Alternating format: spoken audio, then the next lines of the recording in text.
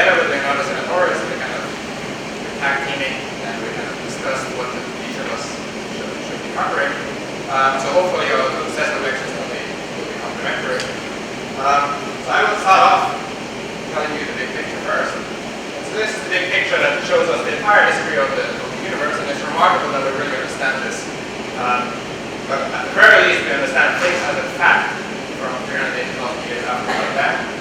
The first light from the early universe that we have seen is from that era. And today's lecture, in fact, is going to be entirely about this slice in the history of the early universe. We can take these small initial fluctuations, evolve them forward in time, and we see how structure growth. And so we have a theory that connects initial conditions that we observe in the cosmic microwave background to the large-scale structure in the late universe. All of this is fact. We have observed these fluctuations. I'll just check if it's okay.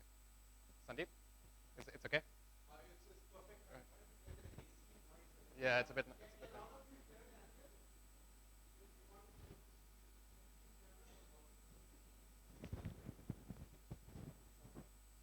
Okay. Okay.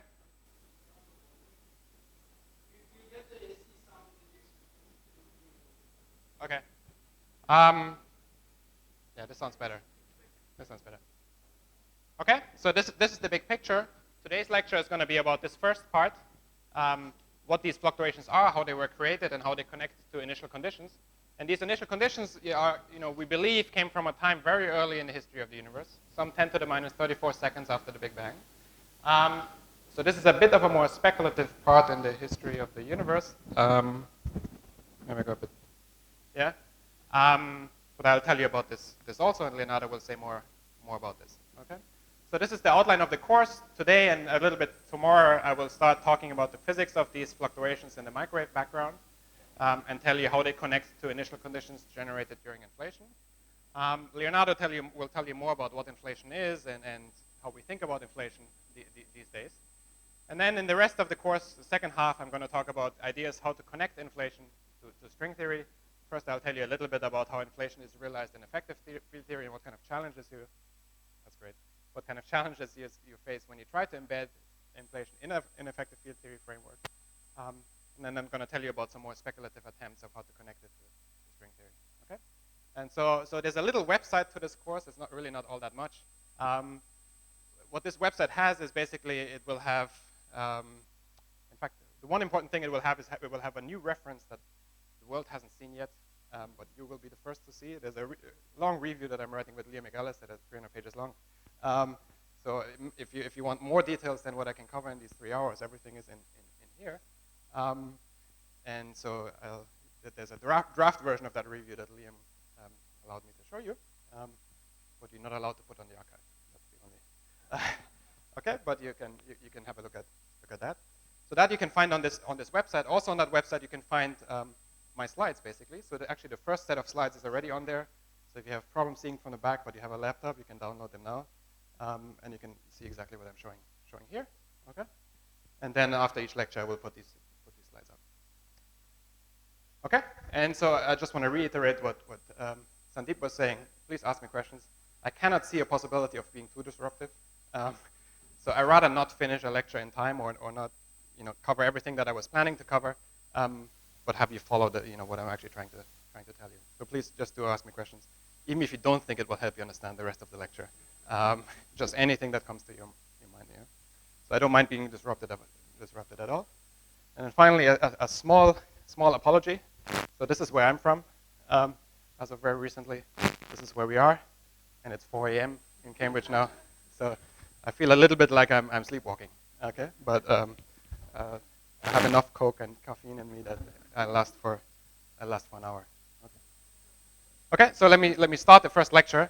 So I want to tell you a little bit about what these fluctuations in the microwave background are, and I want to tell you in a little bit more detail that the standard string theorist, I think, hears this story. Okay, because you might all have gone to seminars or colloquia. You might have seen this power spectrum curve in the microwave background. You have seen these pretty pictures of the microwave background fluctuations. But maybe nobody has walked you through the actual calculation, some of the details of how these fluctuations connect to initial conditions. And that's what I want to do today. in fact. And it might be a little bit more cosmology than what you were asking for. But I really enjoyed teaching that part, actually. I'll entertain myself, if nothing else, doing this, okay? Okay, so this is the basic picture of the ionization of the universe as a function of time. So what this curve is showing is the number of free electrons versus the number of baryons or protons, yeah, which was the dominant component of the baryons at early times. And so you see at early times this is 100%, so all of the electrons were ionized, none of the electrons was bound to a proton, there were no neutral atoms. So it was all just a plasma of free electron and free protons. But then as the universe expands, the density gets lower. At some point, the rates of this reaction of protons and electrons combining into helium, into hydrogen, starts competing with the expansion of the universe, and this ionization fraction drops and becomes smaller. So that two important events happens at this time. The first important event is this recombination event, where neutral atoms form. And then shortly after that, because now all these electrons get combined into protons, the scattering of photons off electrons gets inefficient as well. Okay? Because now the photons can't find electrons anymore efficiently. And so these photons decouple and don't stay coupled to the primordial plasma anymore. So these two things are they are in principle different events, but they happen very closely together in time. And this decoupling event is also what we sometimes call last scattering. That's when the CMB photons were released. And so when we're looking at the microwave background, we're seeing photons coming from this era of decoupling. Okay? So there's first recombination, then decoupling, and at decoupling, the photons last scatter off the electrons. And we're still observing that light from that very early epoch in the early universe. Okay? And so we're observing that today. So after that, these photons free stream, just travel along geodesics through the universe, and we can observe them today. And remarkably, we see them as an absolutely perfect black body, the most perfect black body that you've ever seen in nature, with a temperature of about 2.7 degrees Kelvin. And so let me show you, this is the best data that we have of this black body. So it's remarkable. You see three different curves corresponding to three different temperatures for this black body spectrum. You clearly see that one fits better than the other, which is this temperature of 2.725 degrees Kelvin, which we associate with the background temperature of the universe, basically. Okay? So when we say that the universe has a temperature of 2.72 degrees Kelvin, it comes from fitting this curve. Okay? However, this curve changes slightly if we look in different directions. Okay? So there's a temperature associated with one direction in the sky, which is approximately this 2.7 degrees Kelvin. But if you go to another direction in the sky, this 2.7 changes slightly. This curve that I just showed you will shift horizontally, vertically by a minuscule amount, not visible on this curve that I just showed you. So there are fluctuations in the temperature as a function of angle, direction on the sky at the level of 1 part in 10 to the 5. Okay, so it's almost perfectly uniform, telling us that it's cosmological. It's not coming from nearby. It's a perfect black body, also telling us that there was equilibrium at early times. But it's not exactly the same in all directions. And so these fluctuations that we're seeing here are changes in the black body spectrum as a function of direction. But what we're actually more interested in is not just the absolute value of that temperature in a particular direction, but we're looking for correlations as we compare two or more different directions in the sky. Okay, so for example, we can look at the temperature in this direction. It has some difference relative to the background mean temperature. We can look at it in the second direction, separated by some angle theta. And then for Gaussian fluctuations, we can take a 2-point statistics, just a 2-point function. And for Gaussian fluctuations, that will in fact capture all of the statistical information in this map. Okay? So that's something specific to Gaussian fluctuations. If these fluctuations were drawn from a Gaussian distribution, then just by studying this 2-point statistics, we cover all the statistical properties of that map. Okay? And that's why people, when they look at the CMB, they often reduce this to a lower dimensional power spectrum that collapses all these different pixels in the CMB map to multiple moments on the sky. Okay? So in particular, rather than looking at a real space 2-point correlation function, there's equivalent information that you can get when you do a spherical harmonic expansion of the temperature field. So what I've shown here, and I'm always going to use this quantity here, capital theta, which is the fractional change in the temperature relative to the mean, T bar. And so you can take that fractional temperature change as a function of direction and expand it in spherical harmonics. you get some multiple coefficients, theta Lm. And then the angular power spectrum is just, is basically the average.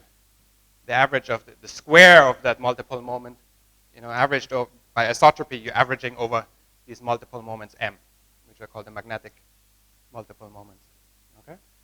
And so what this does is it compresses. So when Planck has measured the CMB, it has measured 10 to the 7 independent pixels. These 10 to the 7 pixels get now collapsed into 10 to the 3 multiple moments. So 10 to the 3 different L values for this power spectrum. Okay? So when you see this curve with, and I'll show you later what this curve looks like from Planck, it has about 1,000, 2,000 multiple moments. And so that's for Gaussian fluctuations, we're allowed to make this statistical reduction of the 10 to the 7 pixels to 10 to the 3 multiple moments. Okay? In fact, this is what theoretically this curve looks like. You have seen this before. You have these acoustic oscillations in the CMB map.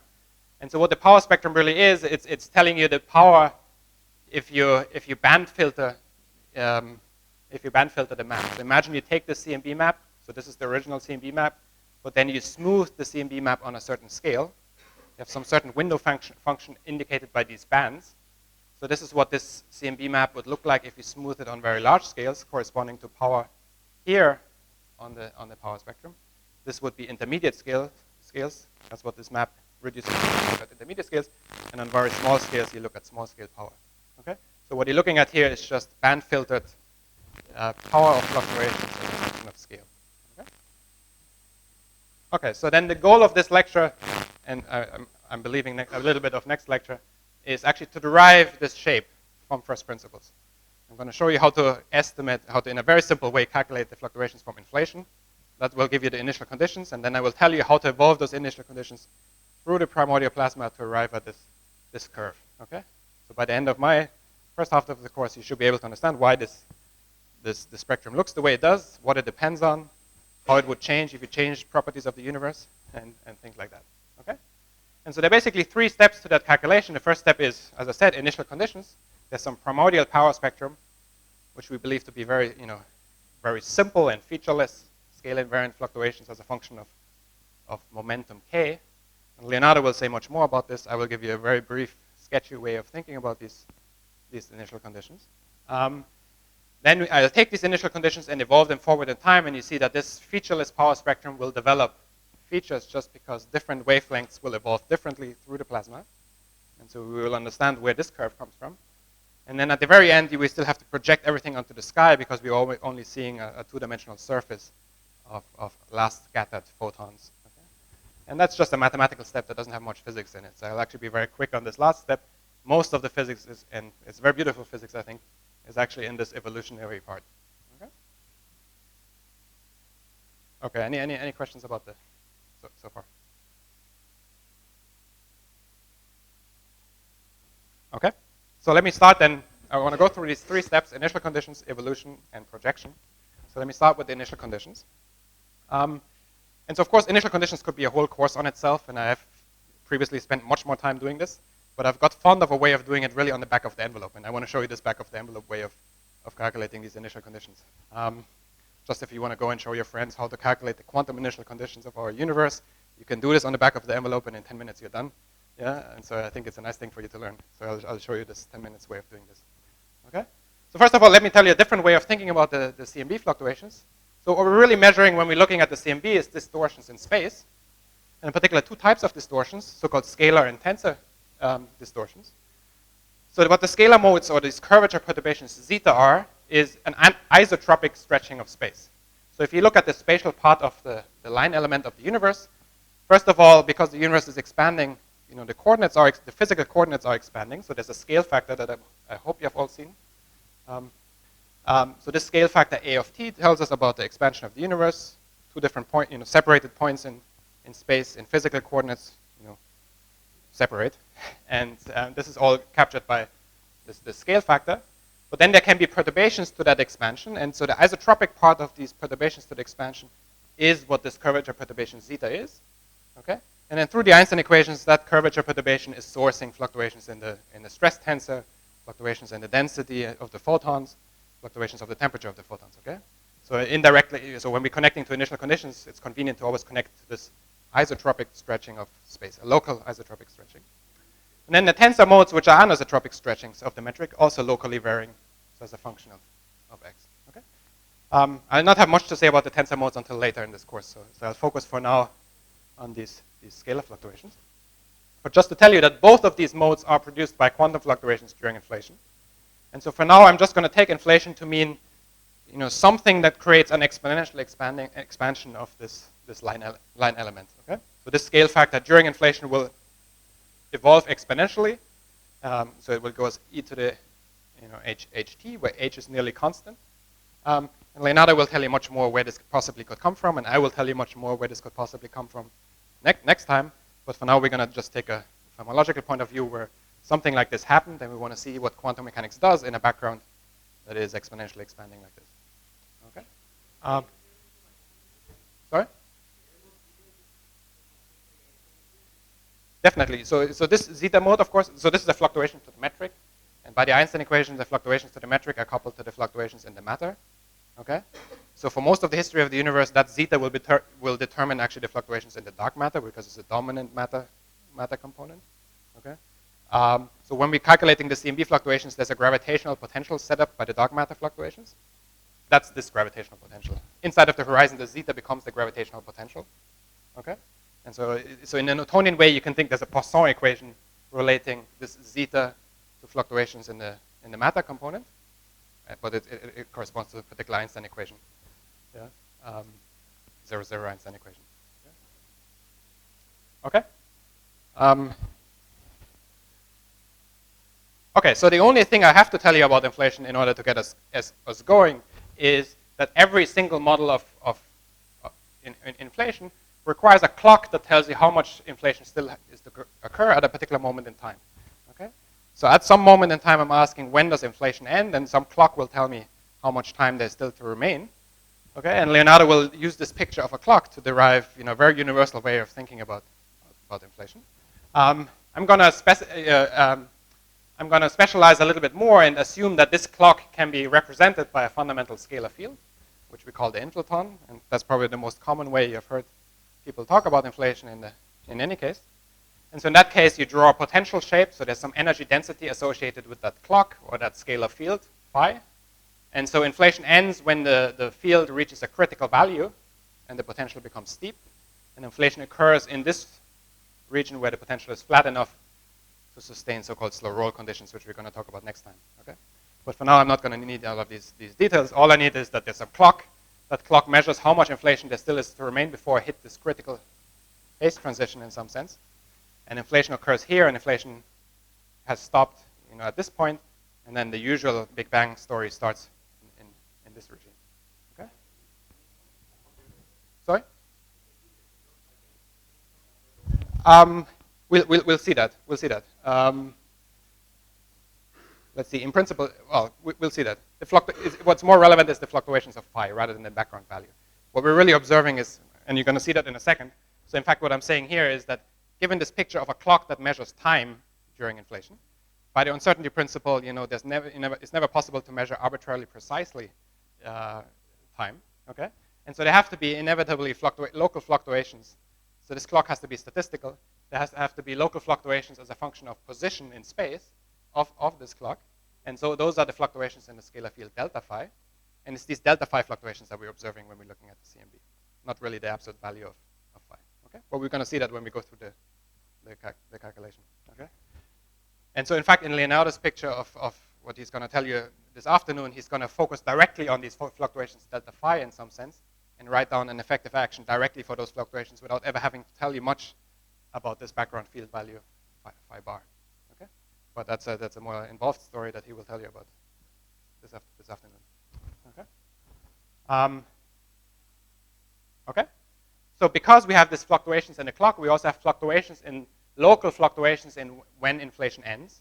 So different regions of space will inflate by slightly different amounts just because of those fluctuations in the clock.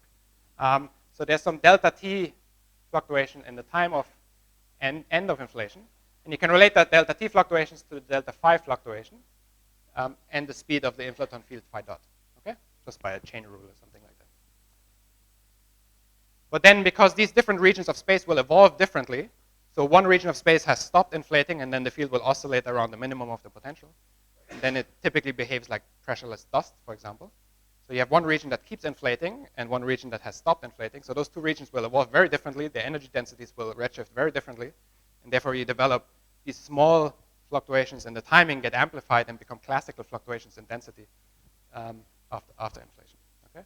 So this time delay effect gets converted into these fluctuations in the metric zeta in a very simple way. It's actually just this constant h, which is the expansion rate during inflation, times the fluctuation in the time delay delta t. Okay?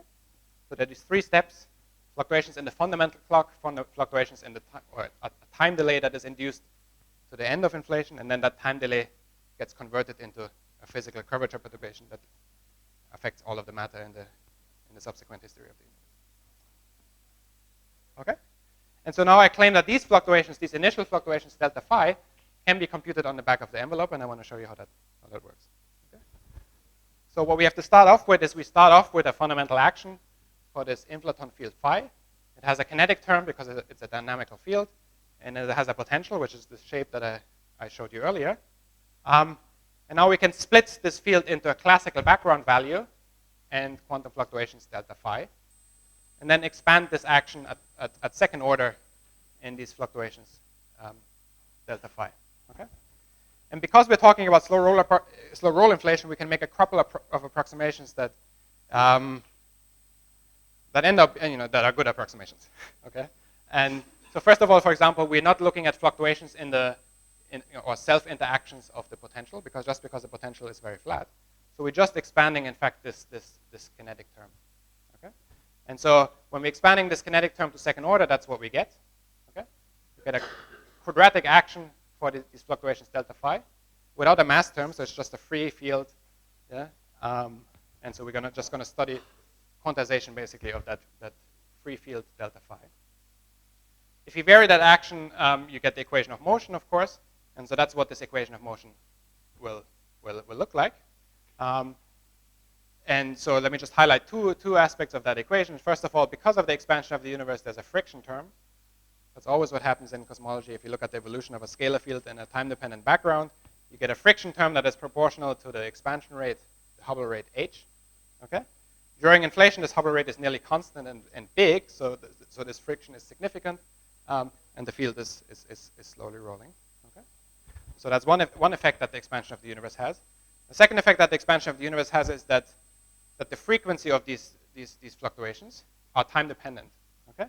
So there's a co-moving wavelength, a co-moving wave number k here, but the physical wave number, physical momentum of the mode redshifts, so it decreases as the universe expands. Okay? So this frequency here is time dependent. And in particular, during inflation, this scale factor here increases rapidly. So this frequency here starts with a very large value, and we say that the mode is inside of the horizon, okay? Because that frequency at the beginning is much bigger than the Hubble rate, which means that this term will dominate over the friction, and so this will just be an oscillating field that doesn't experience any friction. So it's just a free oscillator without any friction, dominated by this time-dependent frequency. But then the universe expands exponentially. This frequency goes down exponentially while this h here stays constant. So at some point you get dominated by friction and the mode freezes. And so that's this horizon crossing event where modes start with very high frequency, then they get stretched outside of the horizon, where at very low frequency they just approach a constant value. Okay? But for the moment we're interested in fact in looking at the early time limit where the friction isn't important yet, and we're just looking at a free simple harmonic oscillator, and we want to look at 0-point fluctuations of that simple harmonic oscillator. Okay? And so I just need to tell you one fact about these 0-point fluctuations. Yeah.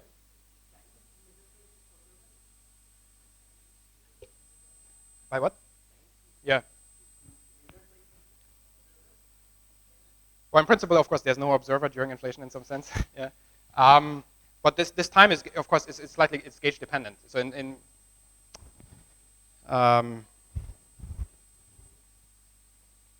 well, it is the FRW time where the universe would look homogeneous and isotropic. So there's a preferred slicing of space-time. in which the universe looks homogeneous and isotropic even during inflation, and it's that time. Okay, so it's co-moving observers that would measure a homogeneous and isotropic universe during inflation. Okay. Okay, so just very quick reminder, and you can find this on Wikipedia if you want. If you have a simple harmonic oscillator with a frequency omega, it acquires 0-point fluctuations or variance in its amplitude that scales as 1 over the frequency. Okay, so it scales as h bar because it's a quantum effect, and then it scales as 1 over the frequency. And it's just that fact that I will need to calculate everything that follows, that this variance of amplitude and fluctuations goes as 1 over the frequency. Okay, so now we just want to compare this problem, the simple harmonic quantization of the simple harmonic oscillator, to that problem.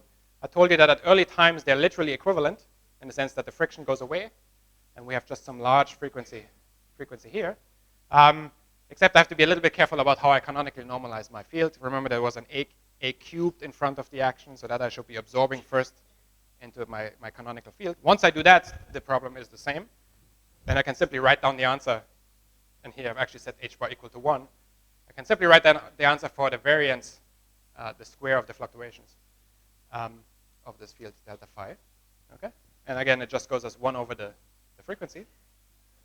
And converting back to my original field, delta phi, I just pick up an extra factor of 1 over a cubed. Okay? Another way of arguing for this 1 over a cubed is because we're doing our Fourier transform with respect to co-moving momenta. And when you do the Fourier transformation of this, you pick up an extra integral over the phase space. And so there's an a cubed associated with that momentum space, basically, when you go from co-moving to physical momentum. Okay? In any case, now we have an answer. We have an answer for what the variance of these fluctuations delta phi is in terms of 1 over the frequency, or k over a, and 1 over the scale factor cubed. And so this answer will hold as long as my approximation, yeah? Yeah. Yes. Yes. Exactly.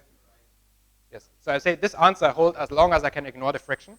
So as long as I can ignore the friction, I can map the two problems, because then they're just undamped harmonic oscillators. And so then this answer holds. And of course, it will break down as soon as the friction becomes important. So I can use, and that's a crucial point now, in fact, that I can use this answer for the quantum variance of this oscillator as long as the mode evolves. The technical term is it evolves adiabatically.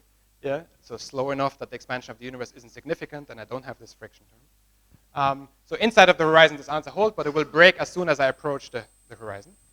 But the rough way of then estimating the size of these fluctuations as they cross the horizon is just that, take the physicist limit of, you take this answer deep inside of the horizon, and then you evaluate it at horizon crossing, hoping that nothing really non-continuous happens as you do this. Okay. And so these fluctuations then freeze at horizon crossing. So when this condition here, this condition holds. So I simply should take this answer and evaluate it at horizon crossing. And what you get is a very simple and famous result. You simply get that the okay, my mic changed. You simply get that this, and now I'm calling this a power spectrum because I'm looking at Fourier modes, that this scales as the expansion rate at the time when the mode crosses the horizon. Okay, you can simply, whenever you see a k over a, you replace it by an h, and so doing that. But then I'm multiplying by a k cubed to remove some additional k cubed that I get in the answer, and so that's the final answer for the power spectrum. Okay.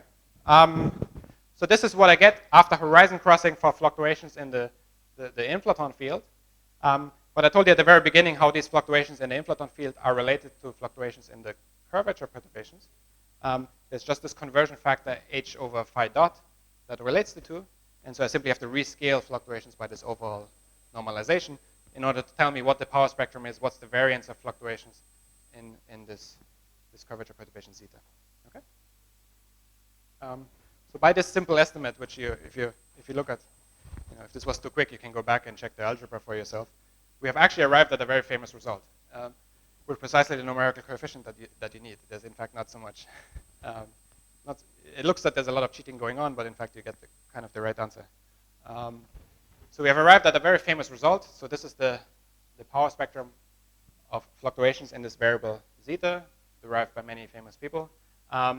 Where now I'm always implicitly imagining that this right-hand side, all these time-dependent functions on the right-hand side, are valid at a specific moment in time, the time of horizon crossing. So this time-dependent function here becomes a momentum-dependent function k, and so this is a power spectrum as a function of the momentum k. Okay? But because during inflation, all of the time dependence is very weak, we're slowly evolving. So this power spectrum will depend only very weakly on scale. And so sometimes this is parameterized by a spectral index, ns, where ns equals to 1 corresponds to perfect scale invariance. And we seem to be very close to this perfectly scale invariant case, just because all of these time-dependent functions on the right-hand side depend very weakly on time. So it doesn't really matter all that much at what moment we're valid. Yeah?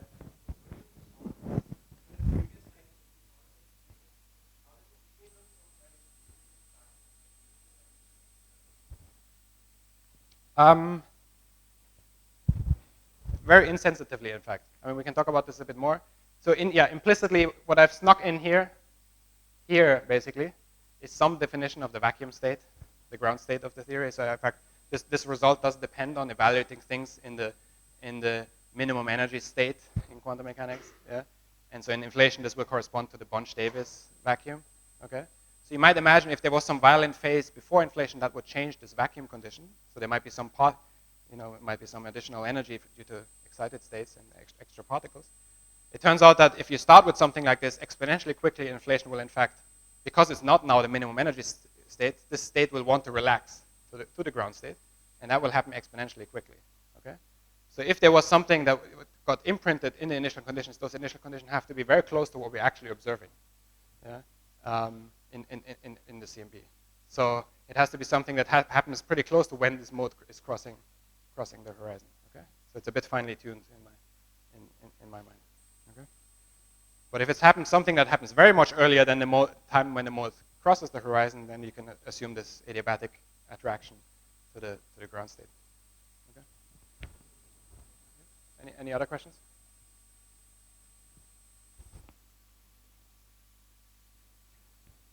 Okay, and then you could equivalently do the same estimate for gravitational waves or for these tensor fluctuations.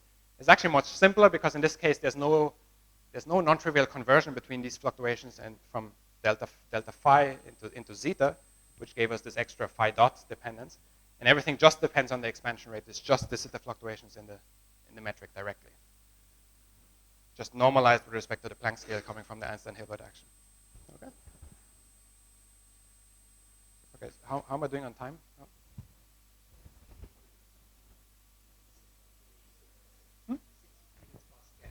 6 minutes past. Okay. Okay, so let me start the main part of this lecture, which is actually talking about evolution. All you had to take away from the first part is that there's a back of the envelope of estimating the initial conditions. There's also a very formal way of deriving the initial conditions, which you can find in my notes if you want. What we ended up with is a power spectrum of fluctuation in this variable zeta that is, featureless. Yeah, almost perfectly scale invariant, a 3-dimensional power spectrum of zeta. And so we're now going to take these zeta fluctuations and evolve them forward in time and see what happens. Okay? And so in fact, there are 2 phases of evolution. So you can nicely separate this evolution as a phase that happens before recombination, so before neutral atoms were forming, and a phase of evolution afterwards. Okay? The phase of evolution afterwards is very simple because the photons have decoupled, and so the photons simply free stream through the universe. So they just travel along geodesics in a perturbed universe. Okay? So there's some perturbed metric, some perturbed space-time. And I'm going to use a very simple form of this metric, which is called Newtonian gauge, where there are 2 types of fluctuations. One is this fluctuation phi, which is basically equivalent to the zeta fluctuation that I was talking about earlier. And then there's a second fluctuation to the G00 part of the metric, psi. On the most circumstances, in fact, these 2 metric perturbations are equal to each other. Okay, so you can just think of one type of metric fluctuation where these 2 are equal. But for now, I'm going to keep them separate just because, so that you can see which effect depends on which of these 2 types of metric fluctuations. And so the only task now for this second phase of evolution is to calculate how photons evolve in this perturbed spacetime. So you just have to solve the geodesic equation for this spacetime. And I'm not going to do this in detail. There's an appendix that at the very end of these slides that you can download from the website that will actually go through this calculation. I'll just tell you the final answer, which is actually very intuitive. So I'm just going to argue for this final answer. And so what you find when you do this integration of the geodesic equation from recombination until today is you find some observed temperature fluctuation. That's the temperature fluctuation that we're observing today. And you can find how that relates to the intrinsic temperature fluctuation at the time of recombination. So evaluate it here. But also the gravitational potential or the metric fluctuation at that same moment in time. Okay? So it turns out that the observed temperature fluctuation isn't simply a mapping of the intrinsic temperature fluctuation at recombination. There's an extra contribution coming from the gravitational potential. Okay? But it's very intuitive because the photons have to travel out of gravitational potential wells. Of course, they lose energy, and by losing energy, they change the temperature of the blackbody spectrum. And that's this gravitational redshifting effect that, and these fluctuations are coupled to each other. They're fluctuations in the density that source fluctuations in the gravitational potential. And photons have to travel out of that gravitational potential well and lose energy. Okay? And in fact, if you compare the size of these effects, it's actually on large scales, it's the gravitational redshifting that wins. So when you're looking at the sky and you're seeing a hot spot, yeah, you might ask yourself, does that hot spot correspond to a high density region at the time of recombination or a low density region? Okay? And there are two competing effects. So a high density region at recombination has intrinsically high theta. High density corresponds to a very compressed gas with high energy and high temperature fluctuations. But then if the density is high, there's also a larger gravitational potential, so there's more energy loss as you're traveling out of this gravitational potential well. And so those two things compete, and it depends on the exact coefficients of these two effects, which of them wins. And on large scales, it actually turns out that the redshifting wins and the photon loses more energy than it had intrinsically. So when you're looking at a hot spot on the sky, you're actually looking at an underdensity. Yeah, so it's a bit counterintuitive in that sense. Okay, and then there are two extra contributions that I've suppressed. There's a Doppler effect and an ISW effect. They're subdominant, so for the purpose of this simple discussion, I want to not talk about them much more. But if you want to get the full answer for this observed temperature fluctuation, you would in principle have to include these two extra effects. Okay, but all we need to know for this discussion is that there's a mapping of what you could call the effective temperature. So the sum of intrinsic temperature fluctuation and gravitational potential. And that effective temperature is what gets mapped to an observer today. Okay. So that's the second phase of evolution, which is very simple. And the first phase of evolution is more complicated. In fact, it will take us the rest of the lecture to talk about that evolution. So at early times, the photons are very strongly coupled to the rest of the plasma. And so that strongly coupled plasma will evolve in a particular way that we'll have to calculate. And due to the initial conditions, there will be sound waves in this primordial plasma because there's pressure from the photons that supports oscillations of this plasma. And so that's the evolution that we have to calculate in the rest of this lecture. Okay? Is it clear how I'm separating evolution into these two phases? Okay? Because the task is, given that we know what the free streaming does, so we know it's just a remapping of effective temperature to observed temperature, our task is just to evaluate these two quantities, the intrinsic temperature variation and the gravitational potential, at the time when the CMB was created. Yeah? Given that information, we would have everything we need to calculate. Sorry? ISW is called integrated Sachs-Wolf effect. Okay? So this first term is also called the Sachs-Wolf effect, because Sachs and Wolf derived this in 1970 or something like that. And in their paper, they also found a second contribution, which basically is an integral of the time dependence of the gravitational potential. Okay? But through most of the history of the universe, in fact, you can show that the gravitational potential is just constant. For example, when the universe is matter-dominated, the gravitational potential doesn't evolve. And so this ISW effect does not contribute. Okay? So it's an integrated effect, and it receives no contribution if the universe is matter-dominated. But we know that the universe was matter-dominated for most of its history. So for most of the history, actually, this term doesn't receive any contributions.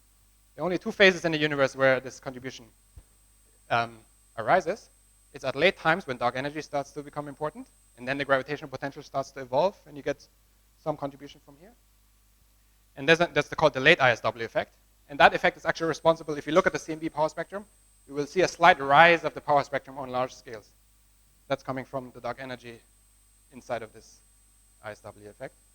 And then there's an early ISW effect because at early times the universe wasn't perfectly matter dominated. There was a little bit of radiation left. Yeah? And that early radiation also leads to an evolution of the gravitational potential, which contributes to this ISW effect. Okay? But that's a very small effect on very small scales. Yeah, it's not important. Okay? The more interesting part is actually this Doppler effect. This Doppler effect comes about because everything is coupled by the Einstein equations. Also, the electrons are moving as the photons are last scattered from the electrons. Yeah? And that motion induces an extra Doppler boost of the temperature because the electrons are moving in the rest frame of the photons or vice versa. Okay? And that leads to extra temperature fluctuations that are coupled to everything. And that's the second contribution. Okay? It just turns out that this is an order of magnitude smaller than the first term, so we can focus on this one. Okay. Okay. So what I want to do now is I want to calculate these sound waves, evolve them forward in time, and then evaluate this effective temperature at the time of recombination. Okay. So at first, this sounds like a very difficult task because if you just think about what's the cast of characters, what are the very relevant matter components in the universe, and all of them are coupled through the metric. So what we have is, for example, we have neutrinos, we have photons, electrons, protons, dark matter, and dark energy, and all of them communicate with each other gravitationally, and then some of them communicate with each other by stronger interactions as well. So it seems like a very complicated problem of solving all these fluctuations simultaneously. However, there's actually a very useful approximation that turns out to be extremely good, and so I'm going to use that approximation. And so what that approximation is telling you is that close to recombination, because the photons were scattering so frequently off the electrons, everything was very, through electromagnetic interactions, basically. They were very strongly coupled to each other, and the mean free path of the photons was very short. Yeah? So in fact, a photon on average just traveled 2.5 megaparsecs. Yeah? A parsec is 3.26 light years. So it's 10 to the 6 light years, okay, which seems like an enormous distance. But on cosmological terms, it's tiny. Yeah? It actually turns out to be just a percent, or smaller than by a factor of 100 than the horizon size at that time. Okay? So on scales larger than that mean free path of the photons, we can treat everything as a strongly coupled fluid, in which the photons and the baryons act as a single entity, a single strongly coupled fluid. Okay. On smaller scales, on scales that are smaller than a factor of 100 times smaller than the horizon, that approximation isn't good. Okay. But most of the CMB that we're looking at is actually in this regime where this tight coupling approximation holds. So then in this tight coupling approximation, this complicated diagram here collapses into just this, so that we have a single so-called photon baryon fluid where fluctuations in the photons and fluctuations in the baryons evolve together. In particular, they have this fluid has the same velocity for the photons and for the baryons. And then we just have to take into account the dark matter, which provides the dominant source of gravitational potential. And so we have to calculate how this photon baryon fluid evolves in a gravitational potential set up by the dark matter fluctuations. Yeah. Actually, I should have said this. So there are electrons and protons. They're strongly coupled to each other by the Coulomb interaction. Okay, and I'm calling this combination of the electrons and the protons the baryons.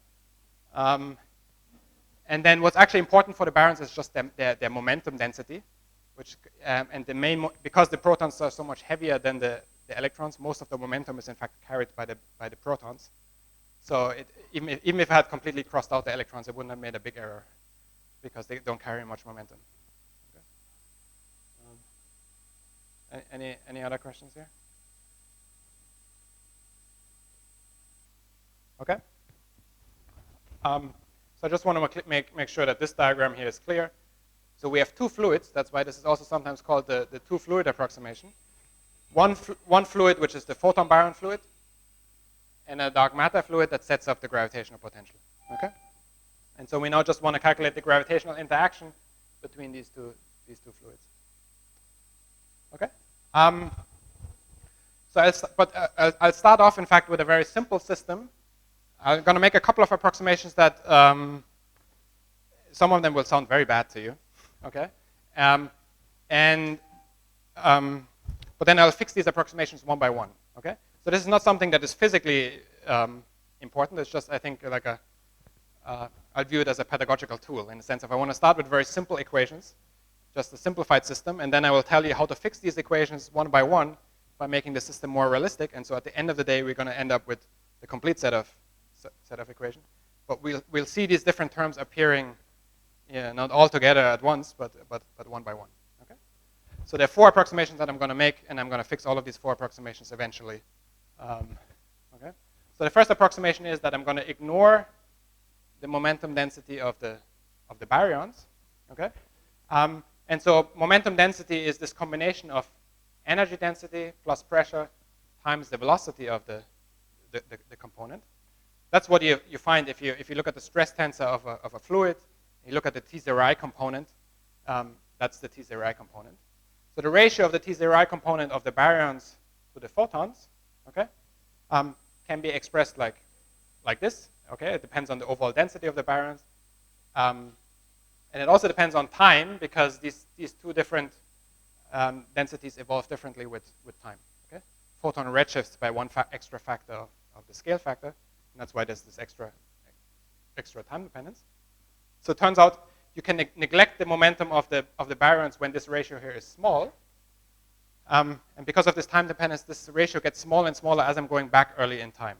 Okay, so this will be a very good approximation early in time, and it will start breaking down and become order 1 at the recombination itself. Okay. Okay, then I'm going to neglect anisotropic stress. And it turns out through the Einstein equations, if I neglect anisotropic stress, then these two metric fluctuations are equal. Like I said, they will be in most of the history of the universe. So in fact, anisotropic stress is a less than 10% in our universe. It just comes from neutrinos.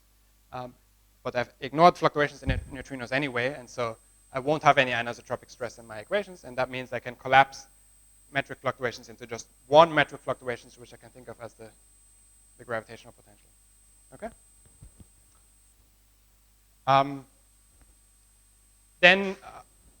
So this is actually this is actually a physically motivated approximation, and therefore I'm not going to fix it eventually. Not going to fix it. We're always going to be in the regime where anisotropic stress is not important.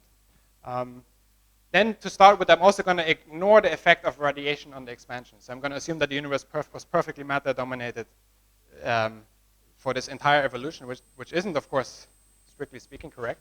And in fact, I can test it. So the order parameter that tells me when this is a good approximation is, of course, just the ratio of the radiation density to the matter density.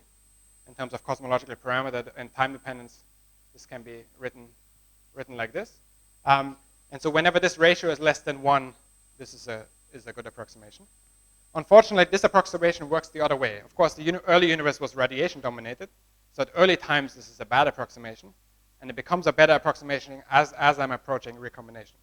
So you notice this first approximation is a good approximation at early times, and it becomes worse towards recombination. This last approximation here is exactly the opposite. It becomes better as I'm approaching recombination, and it's a bad approximation at early times when the radiation was significant. Okay? But when?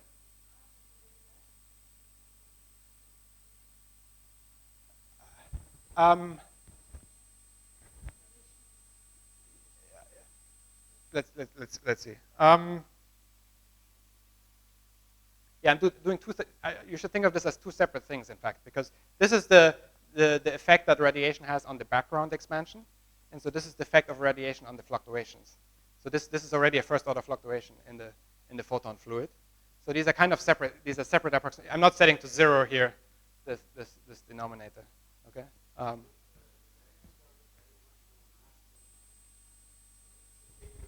Yes. Yes, exactly. Okay. So in fact, this first one, for example, you can check. You can see from here the way I've normalized is. So at a recombination, this is 0.6, so it's a barely satisfied approximation. But as I'm going back in time, this becomes, so it will always be less than 1. So this inequality here will always be satisfied, and it just starts breaking down as I'm approaching recombination. Whereas this inequality here won't always be satisfied, because at some point the universe just becomes radiation dominated, and this whole thing breaks down. Okay. And so the reason I'd like to make this approximation is because you can prove, again, through the Einstein equations, that in a radiation-dominated era, the gravitational potential, or this metric fluctuation psi, is just constant. And I will just simplify our equations. We won't have time derivative terms of this gravitational potential to care about. Okay? And then later I'm going to tell you what happens actually when you do allow for time dependence and how that changes. It doesn't change the qualitative feature of the physics at all. It just changes some of the details that I'm going to tell you about.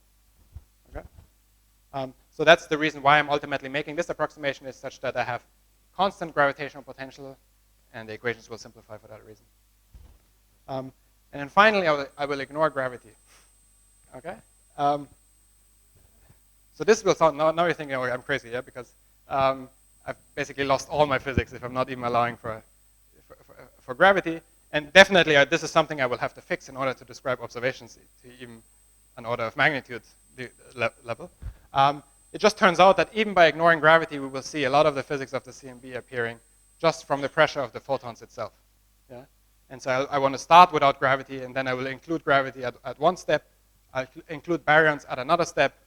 I'll include the radiation at a final step. Okay. Okay. So I'll start with this very simplified system: no gravity, no momentum of the baryons, and no radiation effect on the background expansion.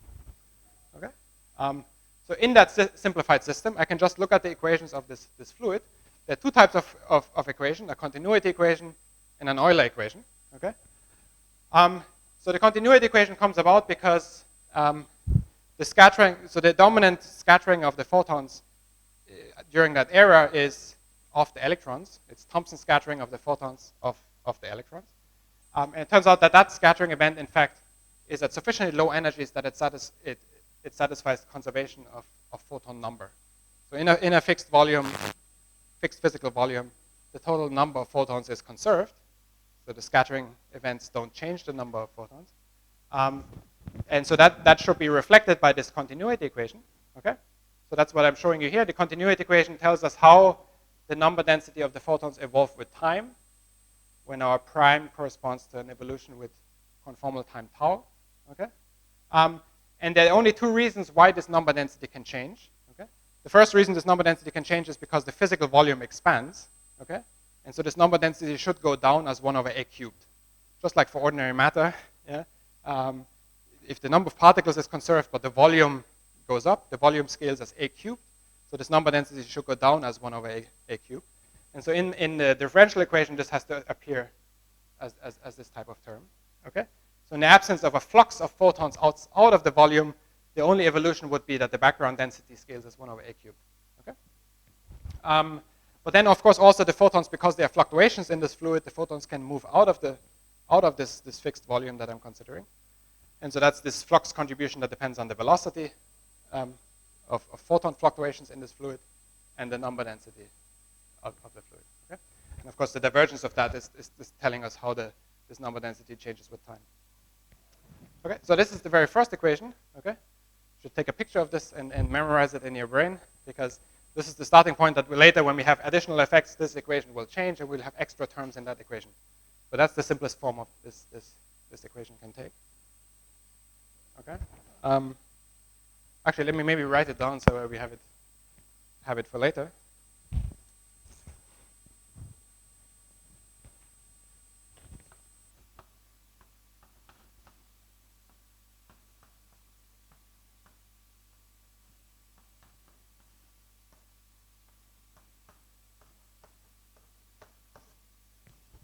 Okay, so this is the first equation. But in fact, actually, before we look at the next equation, let's rewrite this equation. So first of all, these fluctuations in the number density of the photons are related to the fluctuations in the temperature of the photons at that time. Because from basic statistical mechanics, you should remember that the number density of a gas of photons scales as the temperature cubed. Okay, if I look at first order fluctuations in that number density, okay, they will relate to first order fluctuations in the temperature. Okay, but because it scales as t cubed, there's a factor of 3 relating fluctuations in the density to fluctuations in the temperature. Okay, so I've just rewritten the fluctuations delta n gamma as this variable theta. That's the variable that actually we want to track at the end of the day. Okay. Now, if you then take this expansion, substitute this into this equation of motion, and expand to first order, I'll leave it to you as an exercise to show that it reduces to that equation. Okay. So now it's an evolution equation for the temperature fluctuation. Okay. And simply that evolution is given by the divergence of the velocity. Okay. So maybe we should remember that one as well.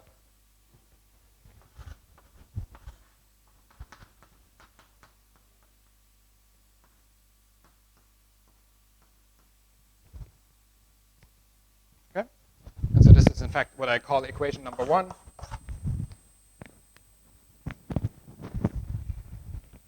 Okay. The second equation then is the Euler equation, which tells us how the momentum in that fluid is conserved. And so the relativistic momentum conservation takes this form. So first of all, this is again just the momentum density that I introduced earlier. So the momentum density of the photons evolves in time. Therefore, there's a time derivative here. And it can only change because of 2 effects. One effect is the expansion of the universe. It will lead to a redshifting of this momentum density. So actually the background momentum density has to scale as 1 over 8 to the 4th.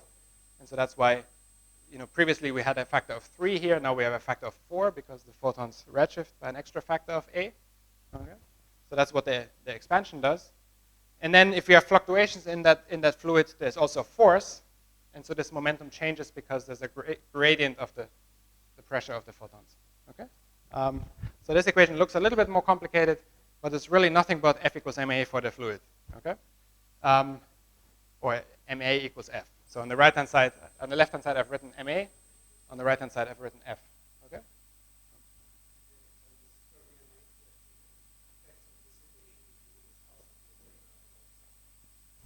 Those are related to my tight coupling approximation. So they actually vanish in the limit where tight coupling is perfect. If the photons can't, in a perfect what tight coupling is, I'm assuming that the mean free path of the photons is 0. Okay? And that will suppress all this viscosity.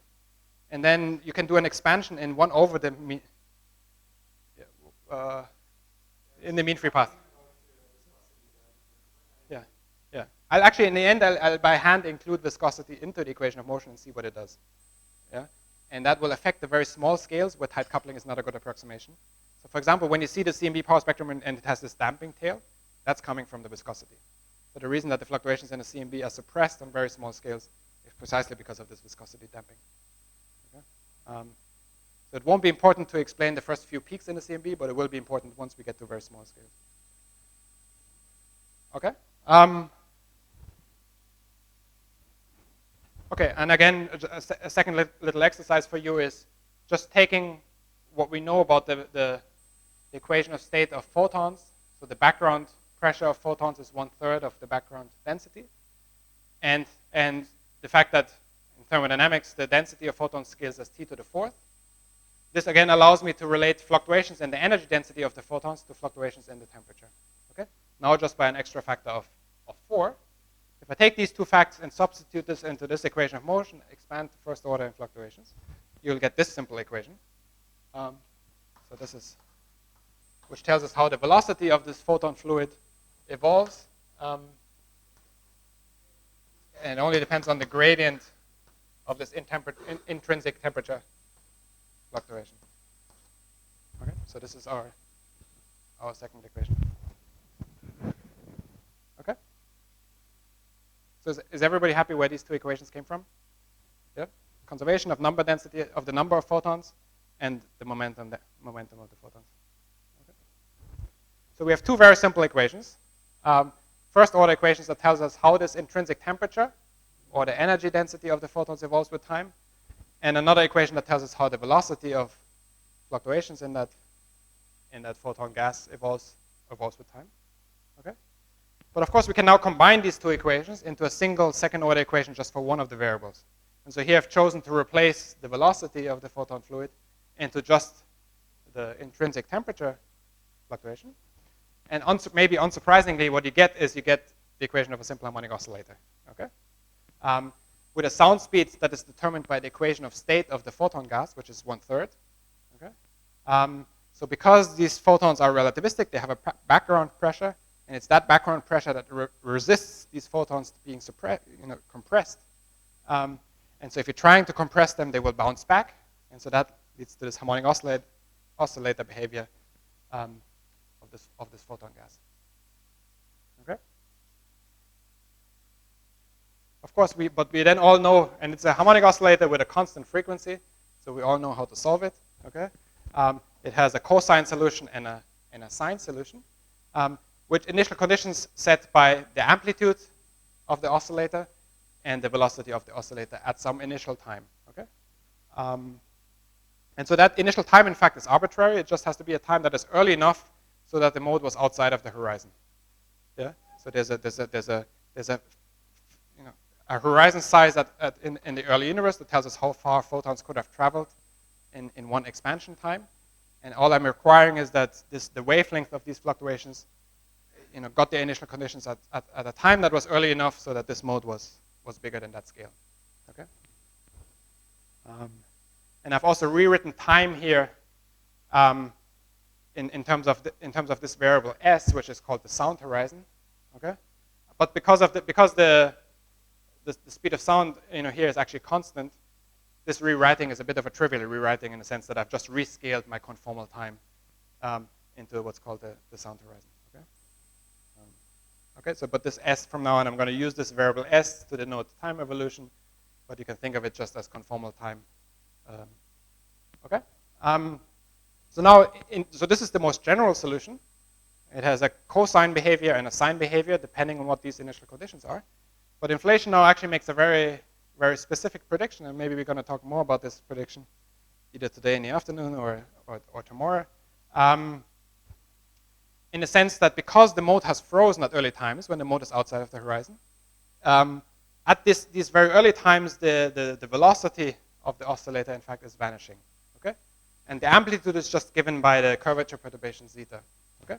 And from GR, you can figure out that this relationship between the amplitude of the curvature perturbation and the amplitude of the temperature fluctuations is a 2/5. Okay? That's just an Einstein constraint equations that you get from GR. Okay? Okay, so it's natural that they have to be proportional in some way, but what this precise coefficient is, you'll have to do by actually solving the equations. Okay? But what this means, what this means is that actually we don't have the most general solution of this harmonic oscillator. Inflation only excites a very specific solution, which here in this simplified framework is this cosine solution. Okay? So in principle, it could have been a linear combination of cosine and sines, but the specific feature of having frozen fluctuations at early times means I'm only exciting this cosine mode. Okay? And that's actually a key prediction of inflation that isn't emphasized enough or very often, because it's a bit hard to explain what the implications of this feature is. But it's one of the most striking things that inflation does. Okay? So if I had to pick one observation or one feature of the inflationary mechanism of creating fluctuations, that makes me believe that something like inflation happens, it is actually this. Okay? So let me explain why that's the case. Okay?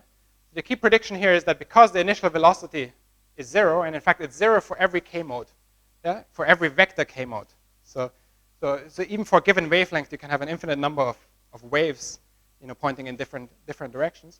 And the claim is that all of these waves at early times had zero velocity in the amplitude. So what that means is that all k modes actually start in phase. Okay. So what this means is that if I now evolve those waves forward in time, because they all started in phase, so at early times, they all start as at the 0 point of their, or maximum or minimum of their oscillation. they all will be captured at a recombination at the same phase of their evolution. Okay. So what I've shown here is I've randomly drawn from some probability distribution many different waves with different amplitude. Okay.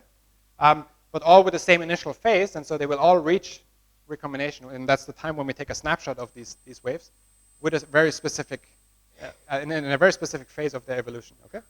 And so that's why we can have a superposition effect of those waves, and we can get these peak structures in the CMB as a coherent superposition of these many different waves. Okay. And to contrast what this picture here is showing, this next one is this, similarly a large number of waves, all with the same wavelength, but now with different initial phases. And because they have different initial phases, they all have all different phases when they reach the surface of last scattering, and so they will just produce noise. Okay? If you superpose those phases with those waves with random initial phases, they'll just produce noise. So the fact that we see these coherent oscillations in the CMB is a feature of these initial conditions. All right? So this is something worth thinking about, I think, because it's a very striking feature that we've actually seen in the sky. So it could have been different. It could have looked like this, and we could have observed a CMB that is just a noise spectrum. Okay? And so in fact, cosmic strings, for example, did this.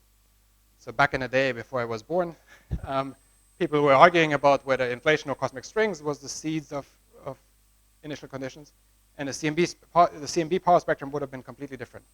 Okay? For the CMB, for inflation, you get these acoustic oscillations. For cosmic strings, you just get a white noise spectrum. Right?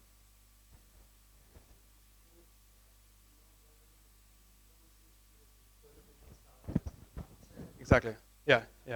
So if you want to generalize your notion of inflation to be something where modes get correlated fluctuations on.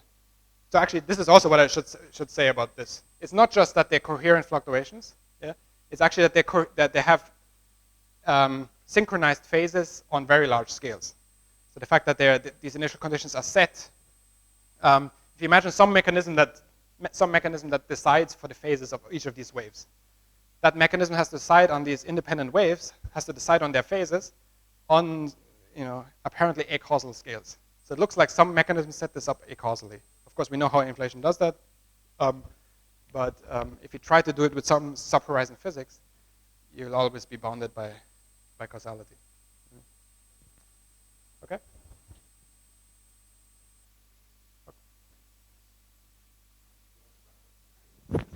Yes.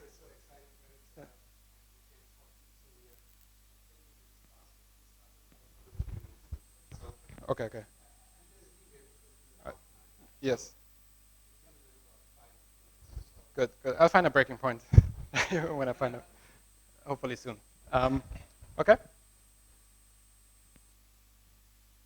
Okay. So what I've just shown you is how many independent waves, but all with the same wavelength, evolve in time. What I show you next is the evolution of two waves, but with different wavelengths. Okay. So here on the x-axis, I'm showing time. On the y-axis, there's the amplitude of the oscillator. And so this is the curve that this is one member of this ensemble of curves that I just showed you. And in particular, this wave here was chosen so that it goes through exactly half of a period of oscillation by the time it reaches recombination. Okay, so it starts with a maximum, and then it oscillates and reaches a minimum of its evolution at the moment when we're taking the snapshot of the CMB. Okay, but when we're looking at the CMB, we're only looking at the 1-point function vanishes, so we're only looking at the 2-point function of the power spectrum. So what's physically relevant is just the square or the absolute value of this wave at the moment of recombination. So there's no way in which we are distinguishing between a positive and a negative minimum. Both of them are peaks in the CMB power spectrum. So this, in fact, is the first peak in the CMB power spectrum. It's a wave that had exactly enough time to evolve by half a period, and then it gets captured by recombination. Okay? But then I've also shown you a second wave that goes through exactly one and a half oscillations in its evolution. And that wave is then captured at a peak of its evolution, and then when you square it, it becomes indistinguishable from the first peak, and so that's the second peak in the CMB power spectrum. Okay? So I've shown you the the first wave corresponds to this, and the second wave corresponds to that. Okay. And so, but given that I have a solution as a function of time, I can evaluate the solution at the time of recombination. Okay. So I just take this cosine solution that I found, evaluate it at a particular moment in time, and now this just becomes a momentum or k-dependent function. Okay. Since I'm evaluating this function at a particular moment in time, it's not a time-dependent function anymore, but it depends on wavelength. As we can see here, different wavelengths will go through different, oscillate with different frequencies, and so they will be captured at different phases in their evolution. Okay. But now we have a cosine of a co-moving momentum. So there are peaks of that cosine, and the peaks in that cosine at regular intervals, periodic peaks, of course, of that cosine function. And those periodic peaks are precisely the periodic peaks in the CMB. Okay. So ultimately, these peaks in the the co-moving 3 momentum get mapped to peaks in the two-dimensional power spectrum. Okay. And that mapping will depend on the curvature of the universe, so it ends up being a measure of the curvature of the universe. Okay. So what you take is you take the sound horizon at recombination and you remap that sound horizon at recombination onto the sky today. That will depend on the geometry of the universe, so it actually gives us a handle of what the overall geometry of the universe is. So by measuring the positions of these peaks, one of the main things that it does is it measures the curvature of the universe. Okay. So I can in fact stop here. So I went through the first.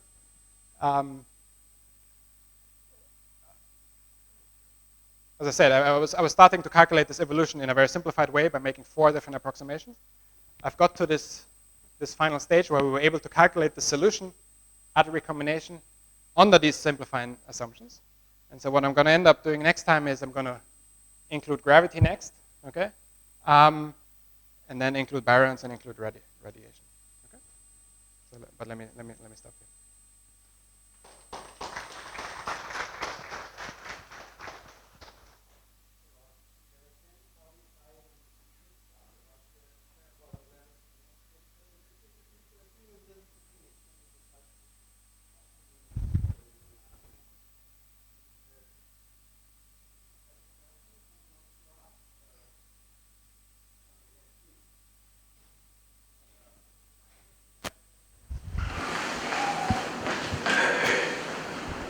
The psi that you have here, so what is the corresponding Einstein's equation for that? I mean, what is the space tensor for which this should be a solution for?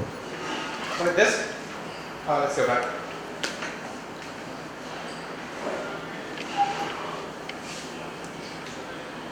Okay. So actually, since I'm in the approximation where I've ignored gravity, okay? So at this moment, in fact, we just have, at this moment there is no equation. Okay, because we don't have gravity yet. So we actually need to include gravity to have then a source for this phi and psi.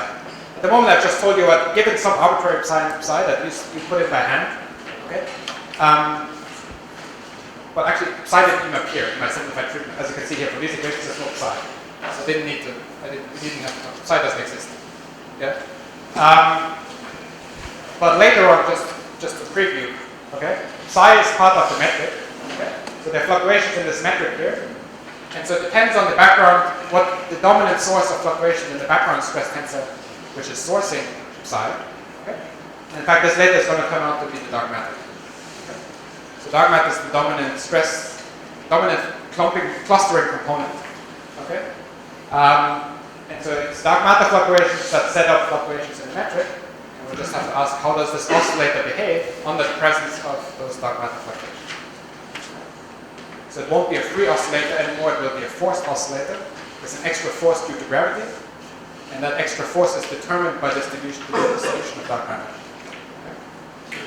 So that would be the cause of any anisotropy in your psi? No, and it turns out actually that the dark matter fluctuations don't introduce any anisotropic stress. Anisotropic stress only comes from neutrinos. Yeah? So to the degree that I can ignore fluctuations in the neutrinos here, I will not have any anisotropic stress. And it turns out that anisotropic stress, psi, even when I'm including neutrinos in a more complete treatment, phi and psi will still be equal to order 10% at worst.